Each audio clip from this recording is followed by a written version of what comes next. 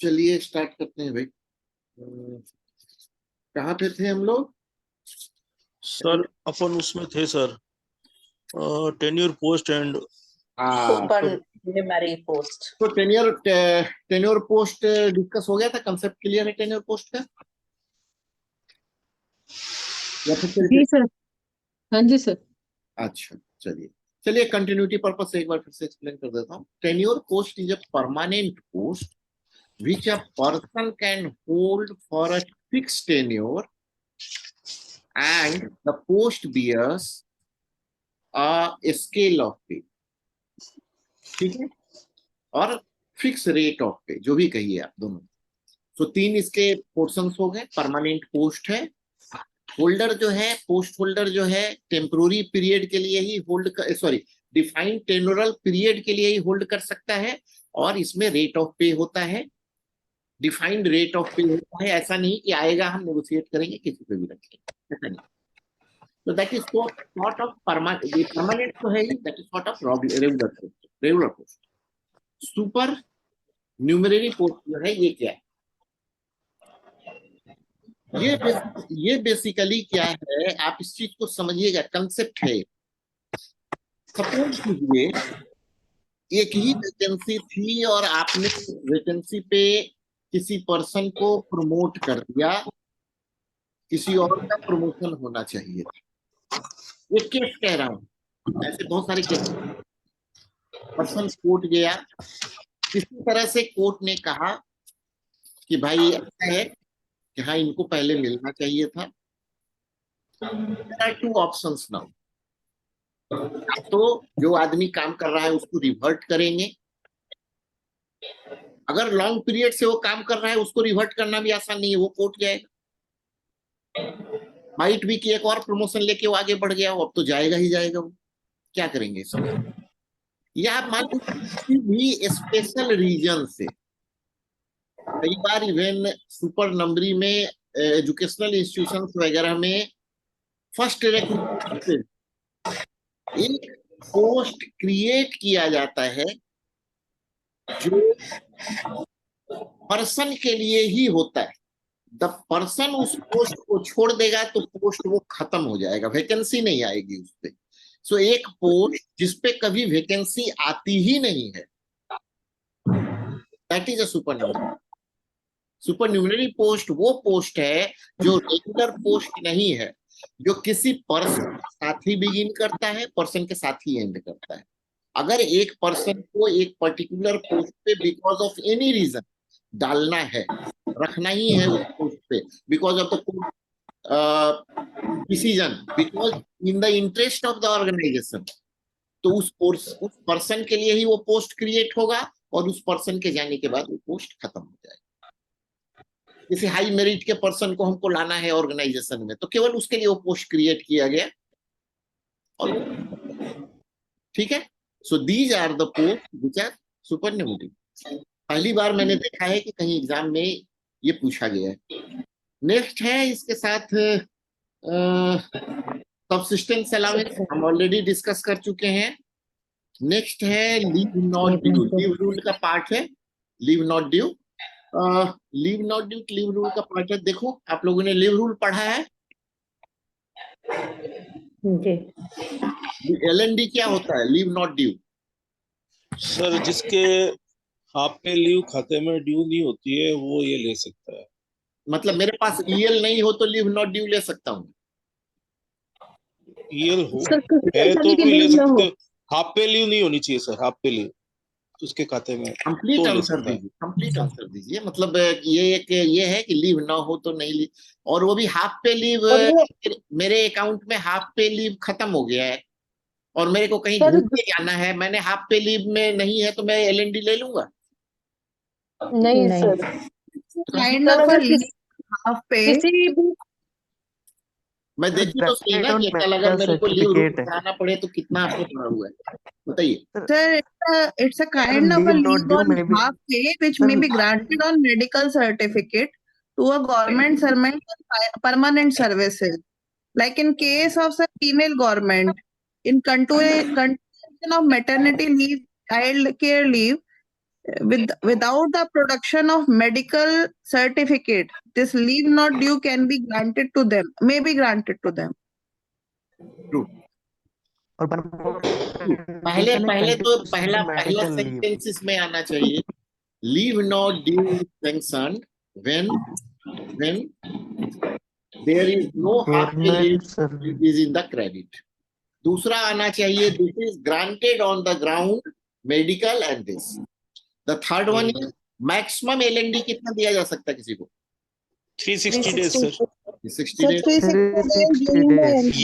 या उसके जो सर सर्विस बची है उसमें मैक्सिमम कितनी HPL क्रेडिट हो सकती है, या फिर कितना हाफ पे लीव वो अर्न करेगा फ्यूचर में, क्योंकि फ्यूचर के अगेंस्ट वो एडजस्ट होता है। ठीक है, तो ये कंप्लीट आंसर। खैर ये इसका पोर्शन नहीं था, मैंने सिंपली एक जस्ट देखने के लिए कैसा आपका प्रिपरेशन चला। प्रिपरेशन अच्छा चल रहा है आप लोगों का, कंप्लीट। लेकिन ये रखिए कि रिकॉल करना हुआ ना, तो कंप्लीट उसके 3-4 पॉइंट्स जो इंपॉर्टेंट हैं रिकॉल हो जाए। फॉरेन सर्विस हम ऑलरेडी डिस्कस कर चुके हैं, दोबारा नहीं कर रहा हूँ। एक डिपार्टमेंटल प्रोसीडिंग का 20 मार्क्स का क्वेश्चन था ये। What is suspension, the first part, and under what circumstances a government servant is placed under suspension. एक पार्ट है how the period of suspension is treated when the government servant is reinstated and suspension is held wholly unjustified. What will be the government servant be entitled to get pay and allowance for the period of such cases? तो दूसरा part तो रीइंस्टेटमेंट वाला part अभी रहने देते हैं, हम पहले पार्ट पे केवल आ जाएं। What is suspension, anybody?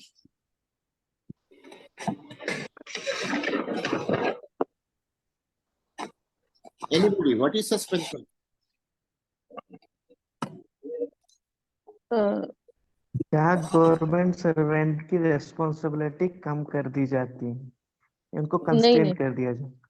ठीक है, एक तो पार्ट सही है, दूसरा और बोलिए। सर अगर कोई डिपार्टमेंटल कोई डिसिप्लिनरी प्रोसीडिंग अगर उसके अगेंस्ट चल रही होती है तो उसको उस ऑफिस से अलग रख दिया जाता है एम्प्लॉय को, ताकि वो जिससे वो किसी उसमें को- इंटरफेयर ना करे। उसको कुछ टाइम के लिए सस्पेंड कर दिया, टेम्पररी उसको पोस्ट से हटा दिया जाता है ड्यूटी से।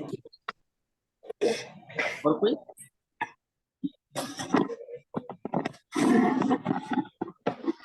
जब भी किसी एम्प्लॉय के अगेंस्ट कोई भी चार्जेस लगते हैं तो सबसे पहले उसको सस्पेंड किया जाता है। जरूरी है? मेरे को किसी को चार्जशीट करना है तो सस्पेंड करना जरूरी है? नहीं सर। तो फिर तो सर अगर सर उसमें उससे अगर उसकी ना वो इफेक्ट होती हो, उसकी प्रेजेंस से inquiry- अगर इंक्वायरी इफेक्ट होती है तो इंक्वायरी इफेक्ट होती हो तो या वो सुनिए, आप लोग कंडीशंस बता रहे हैं कि कब करेंगे सस्पेंड। मैंने डेफिनेशन पूछा है सस्पेंशन का। What is suspension? Suspension is temporary withdrawal of duties with reduction in power and पे। देखिए बहुत स्पेसिफिकली जब मैं सस्पेंशन पढ़ा रहा था तो सस्पेंशन के का पहला सेंटेंस ही मैंने यही बोला था। फर्स्ट सेशन आप देखिएगा। सस्पेंशन क्या है? Suspension is temporary withdrawal of duties, permanent withdrawal नहीं हो रहा है, with reduction in power and पे। पावर भी खत्म नहीं हो जाता है, पर्सन पावरलेस नहीं हो जाता है। एंड सिमिलरली उसका टेम्पोररी रिडक्शन इन पे होता है, सब्सिस्टेंस अलाउंस के फॉर्म में सब्सिस्टेंस पे उसको मिलता रहता है। ठीक है, सब्सिस्टेंस ग्रांट कहते हैं उसको, सब्सिस्टेंस ग्रांट उसको मिलता है। ये एक पार्ट हो गया। दूसरा पार्ट तो आपसे वो पूछ ही रहा है, अगर यही वो बता देंगे तो दूसरे पार्ट का क्या आंसर लिखेंगे? Under what circumstances a government servant is placed under suspension. तो गवर्नमेंट, हाँ सर्कमस्टांसेस बताइए। सर या तो उसके ऊपर क्रिमिनल चार्जेस हों और मतलब कोर्ट में उसका कोई केस पेंडिंग हो जैसे। हाँ ठीक है।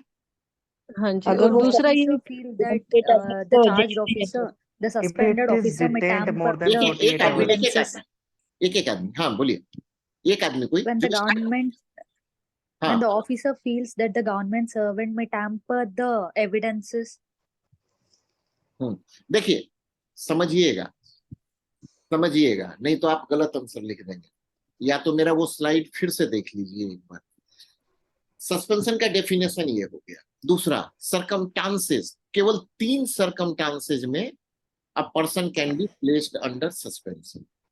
उस पर यदि डिसिप्लिनरी प्रोसीडिंग होनी है, इट इज कंटेम्पलेटेड दैट वो disciplinary proceeding will be initiated. Compulsory नहीं है यहाँ पे, किया जा सकता है, मे बी।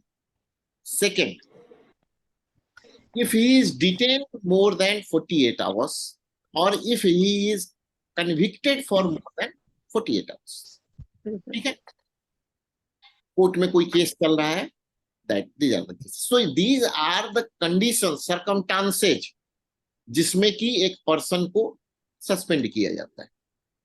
अब सस्पेंशन में एक टाइम डीम्ड सस्पेंशन भी होता है, तो बाकी दो जो कंडीशन है, डिटेन्ड हो गया, 48 आवर से ज्यादा हो गया तो डीम्ड सस्पेंशन, ठीक है। अब देखिए, अगर कंटेम्पलेटेड है, दो एक्शन तो हमारे हाथ में नहीं है, कोई डिटेन हो रहा है, कोई कोर्ट से पनिशमेंट मिल रहा है। डिटेन मतलब पुलिस ने डिटेन किया, कोर्ट ने पनिशमेंट दिया। Police and court are 2 different thing. ये तो भाई जनरल एडमिनिस्ट्रेशन की चीज है। अगर वो कंटेम्पलेटेड है उस पर डिसिप्लिनरी प्रोसीडिंग, तो 4 कंडीशंस हैं। जस्ट कंटेम्पलेटेड है तो आप सस्पेंड नहीं कर देंगे, ये 4 कंडीशन में ही सस्पेंड करेंगे। और 4 में आता है कि यदि पहला, उसके प्रेजेंस से डॉक्यूमेंट के टेम्पर होने के चांसेस हैं। If it is expected that document may be tempered because, document कौन सा, evidence document may be tempered because of his presence. The second, if there is danger of disturbance in discipline. Third, if some strong message is to be communicated, कोई scandal हुआ है, strong message देना है। Then fourth, when a disciplinary proceeding is expected and the resulting punishment is likely termination from the service. Termination में अब 3 चीजें आ जाती हैं, कंपल्सरी रिटायरमेंट, डिसमिसल, तो ये 3 अलग अलग चीजें हैं। एक डेफिनेशन पार्ट है, दूसरा किस सर्कमस्टांसेस में होगा, तीसरा डिपार्टमेंटल प्रोसीडिंग चल रही है तो किस सर्कमस्टांसेस में होगा। तो तीनों अलग अलग हैं, ये ध्यान रखिए। चलिए, एक एलाइड रियली क्या है, आप लोगों को जितने फैक्ट बता रहा हूं या जितने फैक्ट मैं ये कर रहा हूं, टोटल जितना इस पे बताना चाहिए उसका जस्ट 50% पोर्शन है। टोटल कोई भी चीज जो है बहुत ज्यादा है। जब मैं आप लोग को इंटरेक्ट करता हूं ना, मेरे को रिकॉल होता है। सस्पेंशन क्या है, एडमिनिस्ट्रेटिव एक्शन है, डिसिप्लिनरी एक्शन है। एडमिनिस्ट्रेटिव एक्शन, सस्पेंशन डिसिप्लिनरी नहीं है, सस्पेंशन पनिशमेंट नहीं है। क्या सस्पेंशन पनिशमेंट हो सकता है? यस हाँ, सर, अगर वो पीरियड डाइज नोन हो जाए तो पनिशमेंट ही है वो। ये है क्या मतलब है मैडम? मैडम देखिए, ऐसा है ना कि सस्पेंशन कैन बी पनिशमेंट, वो लिखना पड़ेगा उसमें, otherwise it is administrative action. जी जी, स्पेशल केसेस हैं, कुछ स्पेशल केसेस आपकी ट्रेनिंग से बियॉन्ड का कंसेप्ट है। नाउ आई एम प्लानिंग, कुछ रिक्वेस्ट आ रहे हैं, थैंक्स टू यू पीपल। आप ही लोगों के लिए जो प्रेजेंटेशंस मैंने बनाए और अपलोड किए, कुछ रिक्वेस्ट आ रहे हैं मुझे पर्टिकुलर टॉपिक्स में। डिसिप्लिनरी पे बहुत लंबा, कम से कम 10 सेशन का हुआ है कि पूरा का पूरा आप डिजाइन कीजिए छोटे छोटे टॉपिक्स बना करके, तो उसमें मैं कवर करूंगा ये सारी पोर्शंस। इस कुछ कंडीशंस हैं जहाँ की suspension is a punishment also, ठीक है सर क्या क्या है वो? सर इसमें तीसरे वाले में क्या लिखेंगे सर, जब सरकारी कर्मचारी बहाल होता है और उसका यह निलंबन काल न्यायोचित भी नहीं ठहराया जाता, इसमें लिखना क्या है? क्या तीसरे वाले में मतलब, अच्छा, how the period of suspension is treated. देखिए, इसको मैं कराऊंगा रीइंस्टेटमेंट के बाद, बहाल होने के बाद, पनिशमेंट के बाद, बहाल होने के बाद कैसे ट्रीट होता है, ये मैं कराऊंगा। अगर मैं बहुत ब्रीफली अगर अभी बताना चाहूं तो सस्पेंशन के बाद जब कोई आदमी बहाल होता है तो उसमें देखा जाएगा कि सस्पेंशन यहां दिया हुआ है कि होलली अनजस्टिफाइड था, मतलब सस्पेंशन वाज नॉट रिक्वायर्ड। हो सकता है कि वो जो चार्ज कंडीशन था ना, मतलब कि डिसिप्लिनरी प्रोसीडिंग वाला, कोई मीट आउट नहीं कर रहा था, सस्पेंड करने की जरूरत नहीं थी, या सस्पेंशन के बाद उसको माइनर पेनाल्टी दी गई, तो सस्पेंशन हमेशा मेजर पेनल्टी के लिए होता है, माइनर पेनल्टी के लिए नहीं होता है। सस्पेंशन में ये भी आंसर लिख सकते हैं आप, मेजर पेनल्टी के लिए होता है, माइनर के लिए नहीं होता है। तो फिर वहां सस्पेंशन अनजस्टिफाइड हो जाएगा। जहां सस्पेंशन अनजस्टिफाइड हो जाएगा वहां पे भी सैलरी देते समय उसको पूरी सैलरी मिलनी चाहिए। जब सस्पेंशन था ही नहीं तो पूरी सैलरी मिलेगी। एग्री और नॉट? जब भाई हम सस्पेंड Yes. किए तो मेरे को पूरी सैलरी देंगे, लेकिन एक इफ एंड बट है वहां पे भी, एक इफ एंड बट है। यदि सस्पेंशन के दौरान इंक्वायरी हुई थी और इंक्वायरी के बाद भी माइनर पेनल्टी लग सकती है, अगर देखा गया कि नहीं भाई उतना बड़ा नहीं है तो हम सेंसर करके ही छोड़ दे रहे हैं, या एक इंक्रीमेंट घटा के ही छोड़ दे रहे हैं, इंक्रीमेंट विदहेल्ड करके छोड़ दे रहे हैं, ठीक है, माइनर पेनल्टी हो सकती है। तो यदि इंक्वायरी हुई और इंक्वायरी में पर्सन ने कॉपरेट नहीं किया हुआ है तो सस्पेंशन को अनजस्टिफाइड नहीं कहा जा सकता है। और सस्पेंशन को यदि अनजस्टिफाइड कहा भी गया है, पर्सन ने कॉपरेट नहीं किया हुआ है, तो उसका पे फुल रेस्टोर नहीं होता है, उसका अलग प्रोसीजर, ठीक है। हाफ टू फुल के बीच में कहीं होता है, उसका अलग प्रोसीजर है। मैं पूरा डिटेल बाद में बताऊंगा, पूरा एक पे फिक्सेशन का वो नहीं तो टॉपिक हो जाएगा, ठीक है। फिर लास्ट वाला है कि हाँ, what will be government servant entitled to get allowance during, ये तो मैंने बताया हुआ है। अच्छा नहीं, ये भी रीइंस्टेटमेंट के बाद आएगा। ये दो पोर्शन समझ लीजिए, मैं बाद में बताऊंगा। आपको पूरा बताऊं तो फिर हाफ पोर्शन ही बताया हुआ रहेगा। इसके जो केस में जस्टिफाइड नहीं है वो मैं भी डिस्कस नहीं कर पाऊंगा, रह जाएगा। तो कंप्लीट जानिए, आगे बताऊंगा। नेक्स्ट क्वेश्चन लीव रूल का है, medical attendance, TA, conduct rule नहीं। आगे कोई पे फिक्सेशन का एक क्वेश्चन है थ्योरी में। डिफाइन फिक्सेशन ऑफ पे of a government servant on promotion and appointment from one post to another post bearing higher responsibility, यानी higher post।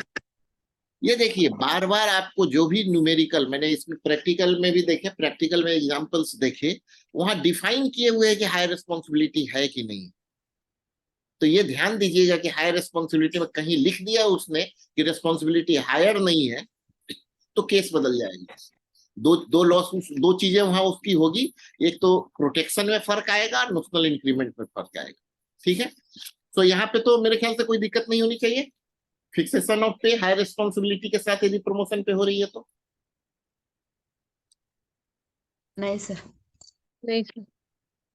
है। किसी को अगर डाउट है एकदम बेहिचक पूछिए, ये पोर्शन में 10 बार कम से कम एक्सप्लेन कर चुका हूं।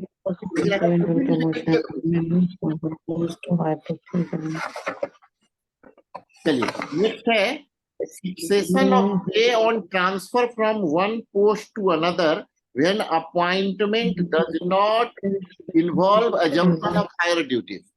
सो उसका ये तो FR 22(1) पूरा का पूरा पूछ दिया है। पहले में कह रहा है हायर रिस्पॉन्सिबिलिटी है, दूसरे में कह रहा है हायर रिस्पॉन्सिबिलिटी नहीं। रिस्पॉन्सिबिलिटी नहीं है का मतलब हो सकता है कि बराबर रिस्पॉन्सिबिलिटी भी हो, लोअर भी हो, दोनों केसेस एक में क्लब कर दिया। सो पहले वाले में होगा उसको नोशनल इंक्रीमेंट होगा और protection placing him to the higher state. दूसरे केस में यहाँ रिस्पॉन्सिबिलिटी हायर नहीं है, नोशनल इंक्रीमेंट नहीं मिलेगा, पे प्रोटेक्शन पर्सनल पे के रूप में होगा और पर्सनल पे को फ्यूचर एडजस्ट इंक्रीमेंट में एडजस्ट करेंगे। DNI का ऑप्शन दोनों में मिलेगा, पे प्रोटेक्शन तो मिलेगा, ठीक है। तो ये टोटल आपके थ्योरी में क्वेश्चन था एंड शायद अभी टाइम है, जल्दी से डिस्कस कर सकते हैं। अगर कुछ पे फिक्सेशन में 2007 में बता रहा हूँ, पे फिक्सेशन में क्वेश्चन है, इसको हम डिस्कस करने से कोई फायदा नहीं है, बिकॉज पुराने पे कमीशन वाला सारा का सारा scale of pay and all that things are there. केवल यह है कि हायर रिस्पॉन्सिबिलिटी एंड DNI के साथ कहा है, DNI ऑप्शन के साथ उसका पे फिक्सेशन के लिए कहा हुआ है। हाँ, एक क्वेश्चन है, temporary government servant has requested termination of his service and proposed to pay 1 month's pay and allowance instead of giving 1 month notice. Comment. सही है कि नहीं? सर 3 month नोटिस होता है ना? 3 months होता है नोटिस शायद से। यही क्लू था, इसीलिए मैंने ये क्वेश्चन पूछा अभी। 3 मंथ नोटिस होता है, एकदम सही है। टेम्पोररी के लिए भी 3 मंथ होता है सर या टेम्परेरी तो इमीडिएटली भी छोड़ के जा सकते हैं। परमानेंट के लिए 3 years 1 month notice होता है, 1 month notice। चलिए कंसेप्ट टेम्परेरी के लिए 1 month notice। चलिए कंसेप्ट एकदम क्लियर कर दो। कॉन्ट्रैक्ट, टेम्पोररी एंड परमानेंट, ठीक है। Contract, temporary, permanent. Contract and temporary, contract में यदि डिफाइंड नहीं है तो, और टेम्पोररी दोनों में कम से कम 1 मंथ नोटिस, ठीक है। परमानेंट में 3 मंथ, ठीक है। सो वो पॉइंट तो ठीक है। जो अमाउंट वो रिटर्न करने के लिए बोल रहा है, वहां क्या लिखा हुआ? पे एंड अलावेंस। पे एंड अलावेंस, उसको क्या क्या वापस करना पड़ेगा? पे और HRA को, टेम्परेरी को DA नहीं मिलता टेम्पोररी को डीए नहीं मिलता। जी। मिलता है sir. Probationer are on temporary posting, permanent नहीं है। ओके ओके, मिलता है सर, मिलता है मिलता है सब कुछ मिलता है सर उसको। कुछ मिलता कुछ मिलता है, केवल वो टेम्पोररी है, परमानेंट नहीं है, लीगल नहीं है। केवल सर सब कुछ मिलता है, इवन प्रोबेशनर को तो भाई एक टर्म, सर एक टर्म क्लियर कर दीजिए सर प्लीज। ये टेम्पररी गवर्नमेंट सर्वेंट और परमानेंट गवर्नमेंट सर्वेंट में डिफरेंस। ओके। टेम्पोररी पोस्टिंग, देखिए ये FR के अंदर डेफिनेशन में मैंने कवर किया था, स्लाइड में अभी भी दिखा सकता हूं, लेकिन चलिए अगले में ही देखिएगा, स्लाइड ज्यादा अच्छा रहेगा। Temporary post, temporary posting, post नहीं कहता हूं मैं, temporary posting. Temporary posting is posting on a post for a period where he is not holding the lien. First thing, उसका लियन नहीं है वहां पे, उस पोस्ट पर राइट नहीं है, उसको हटाया जा सकता है विदाउट एनी डिसिप्लिनरी प्रोसीडिंग्स। कोई प्रोबेशन में होता है तो प्रोबेशन नहीं क्लियर किया, हट जाता है, ठीक है। लेकिन सर अगर डिपार्टमेंट हटाता है तो उसको नोटिस 1 महीने का ही देना पड़ता है डिपार्टमेंट को भी पहले उसे? पहले एक पोर्शन मैडम, एक पोर्शन पहले कंप्लीट कर लें। ठीक है सर। टेम्पोररी पर्सन को पोस्ट से हटाने के लिए डिपार्टमेंटल, जहां लियन नहीं है, डिपार्टमेंटल प्रोसीडिंग की जरूरत नहीं है। कॉन्ट्रैक्ट वाले को भी 1 मंथ की नोटिस दीजिए और हटा दीजिए। Now it is clear. Office भी 1 मंथ की नोटिस नहीं हटा सकता है, पर्सन भी 1 मंथ की नोटिस देके जा सकता है, ऑफिस भी इमीडिएटली हटा सकता है 1 मंथ की सैलरी देके, पर्सन भी हट सकता है 1 मंथ की नोटिस देके, ठीक है। सैलरी देगी, हाँ 1 मंथ की सैलरी देगी। अब मैंने सवाल पूछा था क्या क्या अलाउंसेज उसको वापस करने होंगे। अगर ऑफिस हटाता है तो क्या सारे अलाउंस देगा? कन्वेंस अलाउंस पे करेगा उसको? मेरे ख्याल से बेसिक और डीए ही देगा बस उसको, बाकी कुछ नहीं देंगे। अगर इंस्टीट्यूट पे करेगा तो और बेसिक और अगर डीए उसके सारे को देना होगा तो सब देना पड़ेगा, HRA भी देना पड़ेगा। देना पड़ेगा सर, क्योंकि सर ट्रांसपोर्ट तो वो आएगा जाएगा नहीं, तो ट्रांसपोर्ट क्यों देंगे उसको? ट्रांसपोर्ट तो बड़ा सही है कि नहीं मिलेगा, ठीक जी है। सर। जो तो कंपलसरी HRA जो कंपलसरी अलाउंसेज है, जिसका ड्यूटी से रिलेशन नहीं है, वो सारे के सारे अलाउंसेज काउंट होंगे, ठीक है। वो सारे के सारे अलाउंसेज काउंट, बड़ा सही है वहां पे।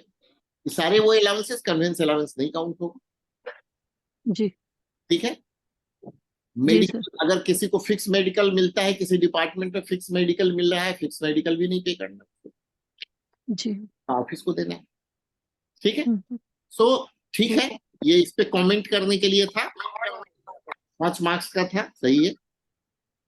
देन एक क्वेश्चन और आगे देखें। GF GPF तो है, interest calculation, medical, TA, pension, leave rule TA leave rule, fee pay है एक क्वेश्चन।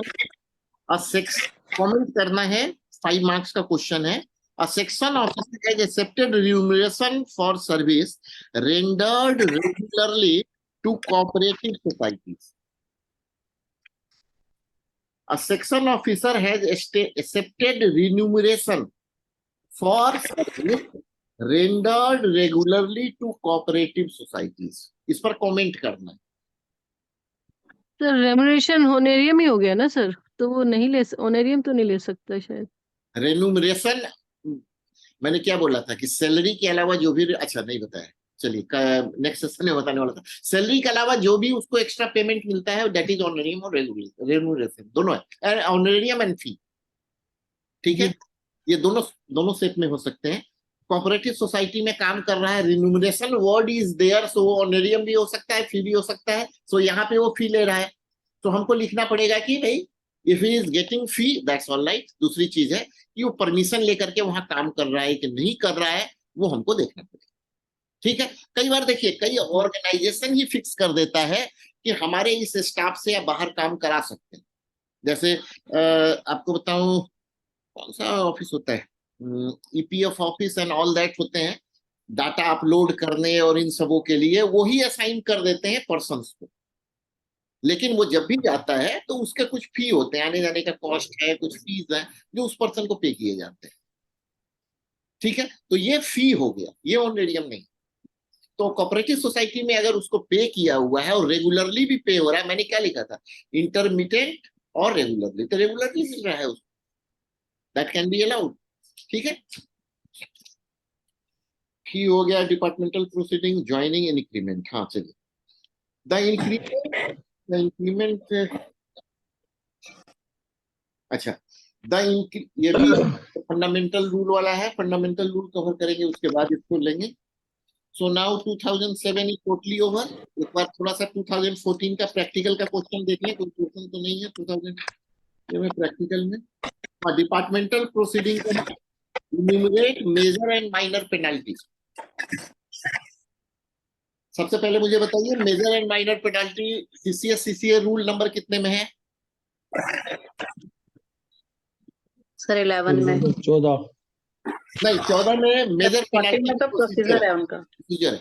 11 that's all right. कितने मेजर पेनाल्टीज हैं, कितने माइनर पेनाल्टीज हैं? सर 5 माइनर है। 5 माइनर, कोई एक माइनर है, 5 मेजर, एक आदमी माइनर, 4 माइनर 5 मेजर, कोई भी एक आदमी minor penalties 4 minor.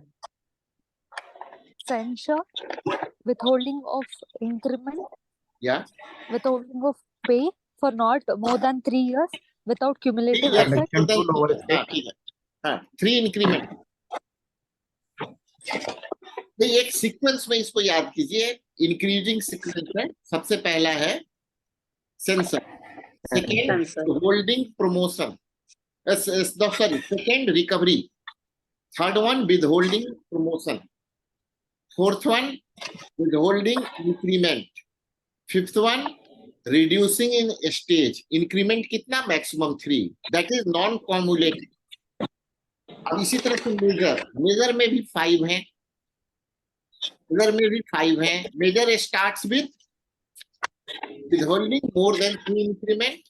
Second one is वहां स्टेज में डाउन करते थे, यहाँ लेवल में डाउन करते थे। Reducing level, compulsory retirement, removal from service and dismissal. तो टोटल 10 पनिशमेंट्स हैं। Distinguish between censure and warning, दोबारा रिपीट करने की जरूरत नहीं, यही मैं कह रहा था कि ये मिलेगा तो इसको नहीं रिपीट करते। Next medical, LTC, pension, advance, DP, पे फिक्सेशन। पे फिक्सेशन पे एक प्रॉब्लम है एंड वो प्रॉब्लम वही है, डेट ऑफ नेक्स्ट इंक्रीमेंट उसी तरह के प्रॉब्लम है।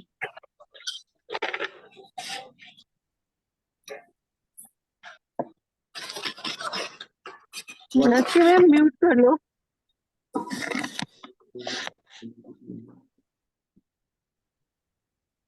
अच्छा, उसके बाद है पे फिक्सेशन के न्यूमेरिकल एग्जांपल्स ही हैं।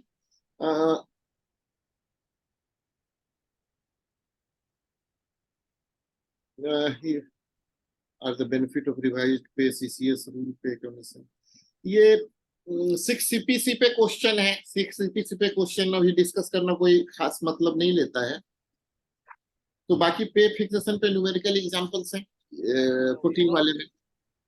So this is the total discussion on disciplinary proceeding and pay So fixation. one doubt is that if at all when they ask for the pay fixation, the pay matrix will they give, or we have to calculate at 3% and we have to do नहीं it, नहीं sir? 3% आप कैसे करेंगे? 3% तो last पे commission में होता था. पे matrix they will provide. So while solving this one pension problems, I have taken the pension rule book. In that, we used to calculate and we used to fix the pay, sir. So certain problems were there at fixing 3%. So I got madam a doubt. ऐसा है, नहीं नहीं नहीं नहीं नहीं. तो अगर वैसा होगा ना तो क्वेश्चन में लिखा हुआ होगा. Okay, sir. और यदि बाय द वे वो नहीं प्रोवाइड कर रहे हैं तो आप लिख दीजिए उसमें कि बिकॉज नहीं प्रोवाइड किया जा रहा है तो हम 3% मान के कर रहे हैं. 3% मान के, लेकिन आप कैसे करेंगे? How will you protect the pay 3% मान करके? 3% मान करके तो अगले में क्या लेवल बनेगी? Yeah, in this pay matrix. we cannot. Exactly, But exactly. pension में हो सकता है ना, sir? अब पेंशन का देखते हैं. पेंशन पे भी डिस्कस करेंगे. पे रिटायरमेंट बेनिफिट मैं करने वाला हूँ. रिटायरमेंट बेनिफिट तो मैं डेफिनेटली कराऊंगा. Retirement Okay, sir. बेनिफिट तो मैं डेफिनेटली कराऊंगा. फंडामेंटल रूल इसके बाद रिटायरमेंट बेनिफिट ही लेने वाला हूँ. वो तो मैं डेफिनेटली कराऊंगा. देखते हैं. ठीक है.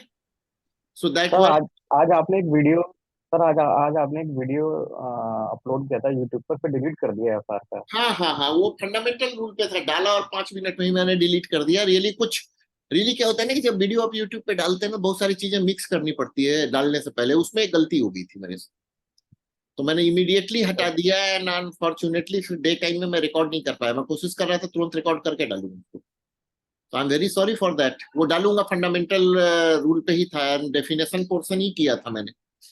Interpretation applicability of fundamental rules and definition portion था. डालूंगा उसको. हाँ ओके सर. सर एक रिक्वेस्ट और है. हाँ बोलिए. सर आप अपनी स्लाइड्स भी दे दीजिए ताकि हम उसको हिंदी में ट्रांसलेट करके ना, तो हम उसको नोट्स बना सकते हैं उसके पे. ठीक है. स्लाइड तो देखिए मैं Slide. आपको उसके दे चुका हूँ. पे फिक्सेशन के पूरे नहीं दिए. हाँ जी जी आपको डिसिप्लिनरी के देने हैं, मैं दे देता हूँ. ठीक है. हाँ जी. And, वो हमें इजी हो जाएगा सर. हाँ, और बाकी फिर जैसे जैसे आता जाएगा मैं देता जाऊँ. ठीक है. ठीक है सर. हाँ जी सर. केवल पूरा खत्म हो जाए, फंडामेंटल रूल पूरा खत्म हो जाएगा उसके बाद दूंगा. ठीक है. ठीक है सर. संडे में कोशिश Thank you. करूंगा फिर से ये अकाउंटिंग कवर करने की. कि अकाउंटिंग अभी पूरा नहीं हुआ था, तो संडे को मैं कोशिश करूंगा अकाउंटिंग कवर करने की. तो जिन लोगों ने पहले वाला सेशन अकाउंटिंग का नहीं किया है उनके लिए जस्ट एक सेशन. दूसरे सेशन से एवरीबॉडी ज्वाइन कीजिए. बिकॉज अकाउंटिंग में दूसरे सेशन में मैं अकाउंटिंग प्रिंसिपल, अकाउंटिंग स्टैंडर्ड, ये सारी चीजें डिस्कस करूंगा. बिकॉज वहां एक लिखा हुआ है अकाउंटिंग वाले पेपर में, सॉरी पेपर 3 में, अकाउंटिंग कंसेप्ट्स में बहुत सारी चीजें हो जाती हैं. सारा का सारा कंसेप्ट एंड कन्वेंशन. हाँ जी. कन्वेंशंस तो वो सारे के सारे आ जाते हैं. स्टैंडर्ड, प्रिंसिपल, पॉलिसी, सारे के सारे आ जाते हैं. तो वो जरा उससे क्वेश्चन भी जरूर आएगा इसमें से ना. हाँ रहेगा. थ्योरी रहेगा. एक पक्का थ्योरी. आएगा सर. हाँ 100%. थ्योरी एंड प्रैक्टिस पक्का रहेगा. तो ये पोर्शन कराऊंगा मैं एक सेशन में. और उसके बाद 4-5 एक्सरसाइज कराने हैं. सो कोशिश करूंगा सैटरडे संडे परहैप्स दीपावली है ना सर. हाँ जी सर, संडे दीपावली है. संडे तो छोड़ देते हैं. सैटरडे काइंडली दीपावली के एक दिन सैटरडे कर पहले दीजिए. हाँ दीपावली के एक दिन पहले का टाइम थोड़ा डिवोट कीजिएगा काइंडली. ठीक है. जी. तो मेरा सर है शाम को ले सकते हो आप. इन दिनों में जैसे आज ले रहे हो ऐसे आप शाम को ले सकते हो क्लास. कोई दिक्कत नहीं देखता है. हूँ मैडम, बनाना भी पड़ता है. देखता हूँ हाँ जी सर. जो जी रेडी है. रियली क्या है ना, अकाउंटिंग में जो न्यूमेरिकल्स हैं वो बनाने पड़ते हैं आपकी डिफिकल्टी लेवल को लेते हुए, या पुराना जो कराया एग्जैक्टली सेम ना हो ध्यान में रखते हुए. तो वो थोड़ी सी मेहनत पड़ती है. कोशिश करता हूँ. अगर होता है तो परसों एक कर लेंगे, कल तो नहीं. ठीक है. जी सर. फ्राइडे को इवनिंग कर लेंगे एक आध सेशन. चलिए. Thank you very much. Thank you so much sir. Thank you so much sir. ठीक है. एंड काइंडली कमेंट कीजिए जो यूट्यूब पे वीडियोज हैं उस पे कमेंट कीजिए या लाइक कीजिए. ठीक है ठीक है सर. ठीक है sir. Okay. Thank you. Thank you. Okay sir. Good night sir.